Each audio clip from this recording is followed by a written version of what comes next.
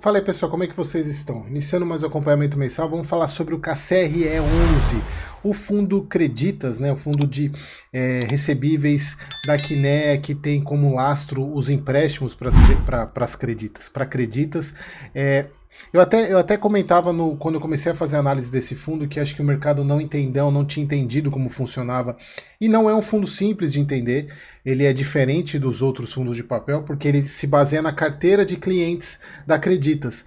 E aí você tem inadimplência. E aí quando você lê inadimplência no relatório, isso assusta um pouco, mas a inadimplência não é de pagamento dos CRIs, e sim inadimplência das pessoas que deixaram de pagar o empréstimo que foi feito para Creditas. Imagina você ter uma carteira de 1.500 devedores e uma pequena porcentagem disso não pagou a parcela, mas isso não significa que o CRI está inadimplente. Esse acho que é o principal ponto, e é por isso que eu quis trazer nesse vídeo, porque algumas pessoas chegaram a comentar, falaram, Eric, como é que você consegue falar sobre como é que é a segurança desse fundo se todo mês tem inadimplência? Mas não é inadimplência do CRE, é inadimplência dos devedores. E lembrando, como é que funciona o empréstimo para Creditas? Você vai lá, você pega um valor de 200, 300 mil reais de empréstimo, que é normalmente o ticket médio dos empréstimos para Creditas, e você deixa o seu imóvel como garantia. Então, se você deixa de pagar por um prazo determinado, que eles falam que é acima de 90 dias que se torna inadimplente, o Creditas pode executar a garantia, ou seja, pegar um imóvel como pagamento. Então, a garantia em tese ela é robusta, por quê? Quem está devendo, você que fez o empréstimo, você não vai querer perder seu bem, então você vai fazer de tudo para pagar.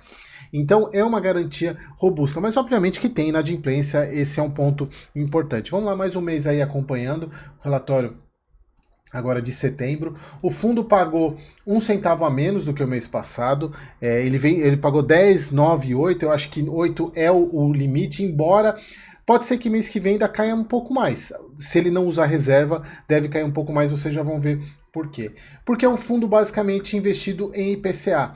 Então a gente teve queda na inflação, só que ainda não pegou agosto.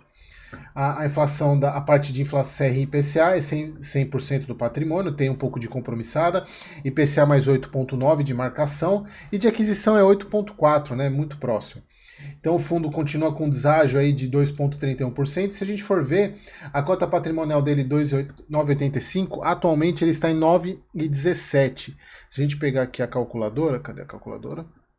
Vou pegar aqui, 9,17 dividido por 9,85. 9,85, estamos falando de 7% de deságio, né? O que é quase 10%, é bem interessante esse deságio aqui para fundos como esse, diferentemente dos outros fundos da Kinea.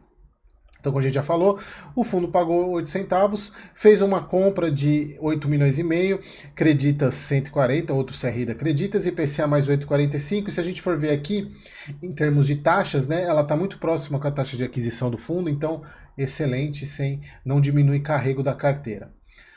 O fundo tem 8,8 de compromissadas. Aqui a parte de 1,71 vezes de pagamentos, né, de créditos antecipados, isso é bom. Teve até um mês que o fundo chegou a 2, né, mas é o normal, entre 1,5 a 2 vezes o pré-pagamento dos créditos. Por quê, pessoal? Como é que funciona? Eu sou devedor da Creditas, recebi um dinheiro aí de uma participação de lucro da empresa, ou vendi um carro, eu vou lá e faço o pré-pagamento dessa minha dívida, porque eu reduzo os juros que eu vou pagar, e obviamente a Creditas recebeu todo o valor já da dívida. Obviamente que ela perde um tempo, né? Ela perde os juros que ela receberia, que de fato é o que traz lucro para ela, mas por um certo lado você também não tem inadimplência. Então, e aqui a parte que é o que eu chamei a atenção no início do vídeo, que é a questão da inadimplência. A pessoa vê aí, em agosto a taxa de inadimplência 4,4%. Aí você olha e fala, pô, tá inadimplente. Não, não tá inadimplente. É a carteira de home equity que tá com inadimplência de 4,4%. A gente vê aqui a tabela, que ela é muito tranquila, porque o grande problema chegaria a ser 18%.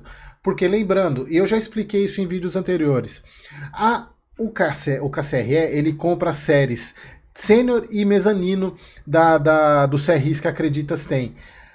Existe o CRI Júnior, que é o mais arriscado, só que esse CRI não faz parte da carteira do KCRE. E a inadimplência, até 18%, fica com os CRs júniores. Então, lembra do efeito lembra da questão da caixa d'água? Quando você tem o primeiro, quando você tem um fluxo de pagamento reduzido, o primeiro que deixa de receber é o júnior, depois o mezanino e por fim o sênior. Então o júnior é o primeiro a ter problema. Então para ele ter problema e chegar no KCRE, a gente tem que ter um nível de inadimplência acima de 18%, então tá tranquilo. Você vê que ele é bem baixo, né? Bem tranquilo. A gente fala de inadimplência acima de 91 dias, né? Que é o que eles consideram. Até 90 dias não é inadimplente. Passado 90 dias se torna inadimplente. E a inadimplência menor que 1 milhão é tranquila aqui também. E olha só, a gente teve um mês passado, né, muito baixo, mas mesmo assim 4,4 é até abaixo do que a média do ano. Aqui 2,59 dos créditos estão em fase de recuperação, ou seja, aqueles que de fato se tornarem inadimplentes não vai ter pagamento, a Creditas vai lá e executa a garantia 2,59%. Lembrando que a inadimplência tem a ver com o CRI Júnior, né? Então não chega nem afeta a questão do KCRE. Que a taxa, o fundo, né, 100% IPCA, lembra eu falei a taxa de aquisição 8,44, taxa média 8,91. Aqui, pessoal, veja só, ele negocia muito, praticamente desde o início com o deságio, né? Eu acho que tem muito a ver com o fato, isso eu falo praticamente em todos os vídeos, acho que tem muito a ver com o fato das pessoas não entenderem como o KCRE funciona. Entender que achar que essa questão da inadimplência é inadimplência do fundo e não inadimplência da carteira da Creditas, né? Inclusive até nesse mês aqui eu até cheguei a falar, brincar, né? Será que o mercado entendeu? Mas pelo visto continua sem entender. É um fundo negociando com deságio há muito tempo. Aqui o fundo gerando um resultado menor de CRI, né? Deu 0,8, pagou 0,8, não usou reserva, ele tem 2 centavos. E aqui, aquilo que eu falei no início, ainda podemos ter uma piora no resultado do mês que vem, porque junho sai, julho mantém 0,38, porém entra agosto com deflação de 0,02. Então isso vai afetar o resultado dele, e se ele não usar reserva, ele deve baixar para 7 centavos. Ele deve baixar para 7 centavos, tá? Então, a gente até pode chegar nesse mês aqui, né? Que ele, inclusive, ele usou os 2 centavos para manter o rendimento aqui, só que é o que ele tem de reserva. Então, vamos ver como a Kinea vai tratar o mês que vem a questão da deflação. A gente vê aqui hoje aqui na parte da cota diária, né? Como o fundo está negociando abaixo, inclusive, desses valores aqui. Pessoal, eu estou estimando aqui que a taxa no spread aqui está dando uns 2,2%, o que dá mais ou menos com a cota hoje um IPCA mais 9,8, 9,9, o que é um baita do retorno. Um baita do retorno nesses preços. É bem interessante de você estudar e avaliar isso nos seus aportes aí. A parte de quitado, né, são 30% dos ativos quitados, 70% ainda em pagamento. A gente está falando de 1.553, é muita coisa, né? Então dificilmente você não vai ter alguém que não vai pagar.